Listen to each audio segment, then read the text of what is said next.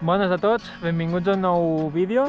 Avui estem doncs, en un altre downhill al Col de Portillon. Ara hem fet la pujada i ara farem doncs, la baixada, com ja sabeu, amb la GoPro doncs, al pit, us ensenyaré doncs, tota la baixada. És un port d'uns 8 quilòmetres, vale? No és gaire llarg, la veritat, però és molt xulo, paisatge molt verd, evidentment doncs, Vall d'Aran, preciós, no té res a veure doncs, amb el centre de Catalunya, a casa nostra. Anirem fins al poble de Bosost, vale? Així que això, us dic, me la poso al pit amb el peto que tinc aquí i anem per baixar.